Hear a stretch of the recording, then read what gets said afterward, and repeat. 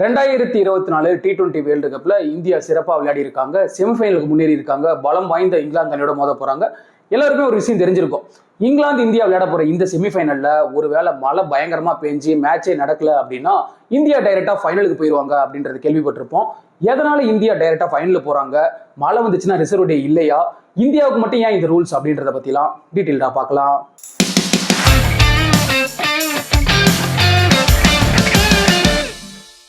இந்த 2024 T20 உலகக்கோப்பை தொடரானது அமெரிக்காவில் நியூயார்க்ல தொடங்கி இப்போ வெஸ்ட் இண்டீஸ்ல பயங்கர சிறப்பாக போய்கிட்டு இருக்கு அப்படின்னு சொல்லலாம்.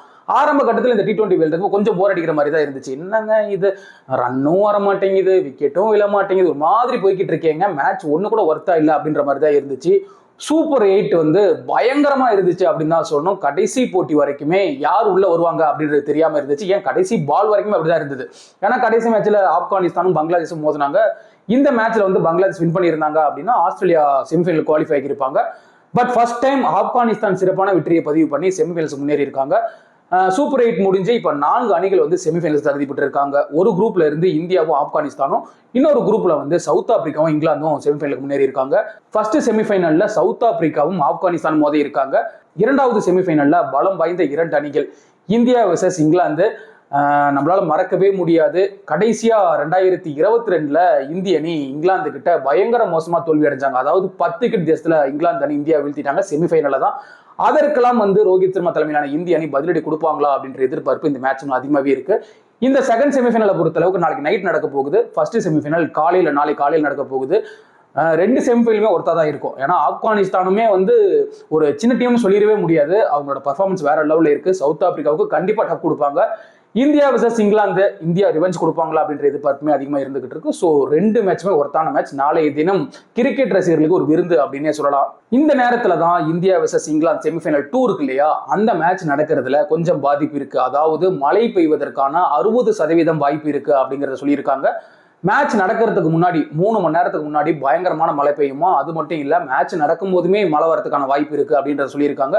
செமிஃபைனல் 2க்கு ரிசர்வ் டே அப்படிங்கிறது கிடையாது அப்படிங்கறத ஐசிசி முன்னாடியே சொல்லிட்டாங்க. அது மட்டும் இல்ல, இந்தியா வந்து செமிஃபைனல் விளையாடுறாங்க அப்படின்னாலே அது வந்து செகண்ட் செமிஃபைனல் தான் அப்படிங்கிறதையும் ஐசிசி முன்கூட்டியே சொல்லியிருந்தாங்க. என்ன காரணம் அப்படின்னா, இந்திய ரசிகர்கள் நம்மளாம் இங்க இருக்கோம் இல்லையா, நம்ம டைமுக்கு நைட் அங்கே மேட்ச் நடந்தாதான் எல்லாருமே இங்க பார்க்க முடியும் இந்தியாவில் இருக்காங்களா அப்படிங்கிறதுக்காக தான் செமிஃபைனல் 2ல தான் இந்தியா விளையாடும் அப்படிங்கிறத முன்கூட்டியே சொல்லிட்டாங்க. இதுல என்ன மேட்ரு அப்படின்னா, ஐசிசி முடிஞ்ச அளவுக்கு இந்த மேட்ச் நடத்தணும் அப்படிங்கிறதுல காத்திருப்பாங்க. கொஞ்சம் ஓவர்களை குறைச்சி மேட்ச் நடத்தலாமா அப்படிங்கிறத பார்ப்பாங்க. அதையும் தாண்டி கிட்டத்தட்ட 250 நிமிடங்கள் வரைக்குமே காத்திருப்பாங்க இந்த மேட்ச் நடத்த முடியுமா அப்படிங்கிறதுல. ஒருவேளை நடத்தவே முடியாது இந்த மேட்சை அப்படின்னா மட்டும்தான் இந்திய அணி இறுதி போட்டிக்கு டைரக்டா குவாலிஃபை ஆகுவாங்க. என்ன காரணம் அப்படின்னா, பாயிண்ட்ஸ் டேபிள்ல ஃபர்ஸ்ட் இடம் பிடிச்சிருந்தாங்க. சூப்பர் 8ல இந்திய அணி எல்லா போட்டிலையும் வின் பண்ணாங்க. ஆப்கானிஸ்தான், பங்களாதேஷ், கடைசி ஆஸ்திரேலியா அணி 3 அணியுமே வீழ்த்தி நம்பர் 1 பொசிஷன்ல இருந்தாங்க. ஆனா இன்னொரு டேபிள்ல இங்கிலாந்து அணி செகண்ட் இடம் பிடிச்சுதான் வந்து செமிஃபைனலுக்கு முன்னேறி இருந்தாங்க. இதன் காரணத்தினால இந்திய அணி டைரக்டா இறுதி போட்டிக்கு முன்னேற முடியும். இன்னொரு விஷயம் என்ன அப்படின்னா, மேட்ச் நடக்கணும், கண்டிப்பா நடக்கணும் அப்படிங்கறதான் இந்திய ரசிகர்களோட எதிர்பார்ப்பு. என்னன்னா, ரிவெஞ்ச் ஒன்னொன்னா கொடுத்துக்கிட்டு இருக்காரு ரோஹித் சர்மா. ஸோ இங்கிலாந்து அணிக்கும் சரியான பதிலடியை கொடுத்துட்டு இறுதி போட்டிக்கு முன்னேறணும் அப்படின்னா சிறப்பா இருக்கும். இது வரைக்கும் இந்த ஆண்டு T20 உலகக்கோப்பை தொடர்ல இந்திய அணி பேட்டிங் பவுலிங்னு பயங்கரமா ஆடிக்கிட்டு இருக்காங்க. இன்னமும் விராட் கோலி, ரவீந்திர ஜடேஜா ஒரு நல்ல கம்பேக் கொடுக்கல.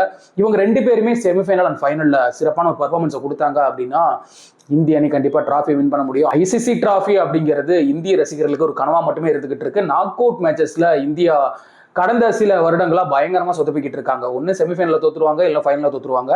ஸோ இந்த முறை எதுவுமே நடக்காம இந்த 2 போட்டி செமிஃபைனல் ஃபைனல்ல வின் பண்ணிட்டாங்க அப்படின்னா ரோஹித் சர்மா வந்து T20 உலகக்கோப்பை தொடர தட்டி தூக்கிட்டு வந்துருவாரு. சரி, ஓகே, நம்மளும் பொறுத்திருந்து பார்ப்போம் இந்திய அணியும் ரோஹித் சர்மா கேப்டன்சியும் எப்படி இருக்க போகுது அப்படிங்கிறத.